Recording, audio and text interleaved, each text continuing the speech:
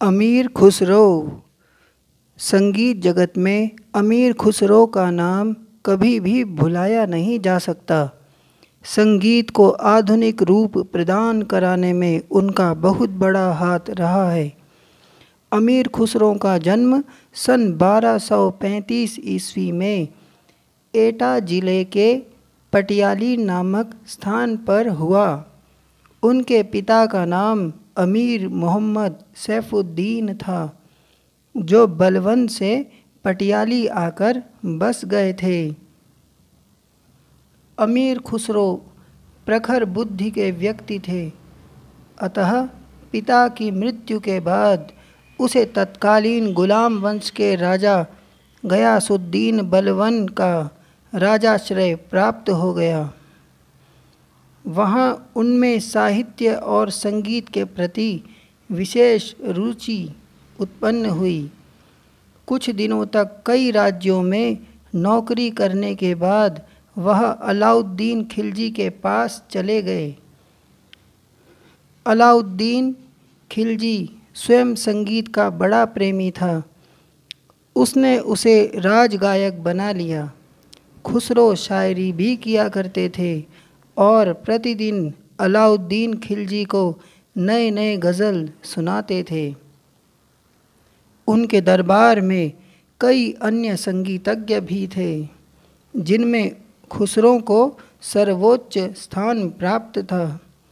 कहा जाता है कि जब अलाउद्दीन खिलजी ने दक्षिण भारत के देवगिरी राज्य पर चढ़ाई कर विजय प्राप्त की, तो उनके साथ अमीर खुसरो भी गए थे। गोपाल नायक वहाँ का राज्य गायक था। उन दोनों संगीतज्ञों में प्रतियोगिता हुई और खुसरो ने छल कपट से उन्हें हरा दिया। खुसरो को गोपाल नायक के विद्वता की सच्ची परख थी, अतः वह उसे दिल्ली ले गए और उसके संपर्क में रहकर संगीत में महत्वपूर्ण कार्य किए, जो इस प्रकार है।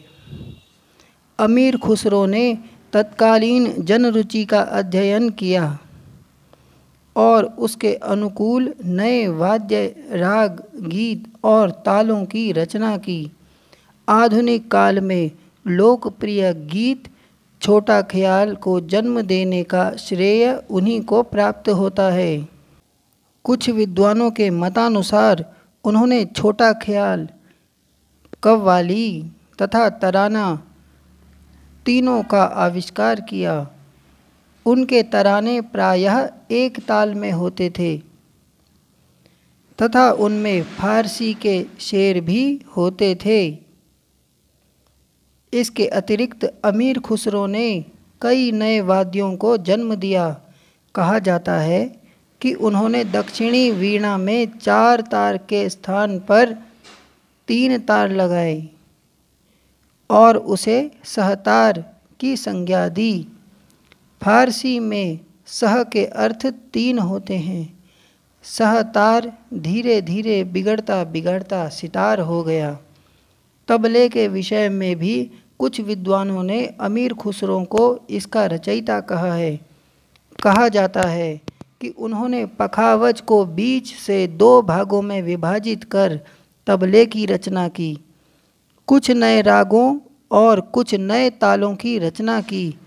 उनके रचित रागों में पूरिया, साजगिरी, पूर्वी, जिला, शहाना आदि तालों में झूमरा, त्रिताल, आड़ा, 4 ताल, पश्तो, सूलफाक आदि विशेष रूप से उल्लेखनीय है। अमीर खुसरो कई भाषाओं के विद्वान थे और 12 वर्ष की अवस्था से ही कविताएं लिखते थे। उन्होंने सैकड़ों पहेलियां बनाई, जिनमें से अधिकांश लगभग 750 वर्षों के बाद आज भी प्रचार में है। जैसे खेत में उपजे सब कोई खाए, घर में होवे घर खा जाए। फूट। नीचे एक उदाहरण और देखिए।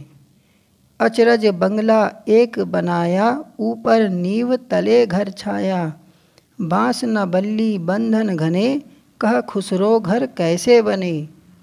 बया का घोंसला। कहा जाता है कि उन्होंने फारसी और संगीत पर 90 पुस्तकें लिखी, जिनमें से केवल 22 ही उपलब्ध हैं। सन 1334 में उनके उस्ताद निजामुद्दीन औलिया का देहावसान हो जाने से उन्हें हार्दिक दुख हुआ। उस समय से वे संसार से विरक्त रहने लगे। उन्हें अपना जीवन भार स्वरूप मालूम पड़ने लगा और सन 1335 में अपने प्राण त्याग दिए। दिल्ली में उनकी कब्र उनके गुरु के पायताने बनाई गई है, जहां आज भी प्रतिवर्ष कव्वाल लोग उनकी याद में उर्स मनाते हैं। धन्यवाद।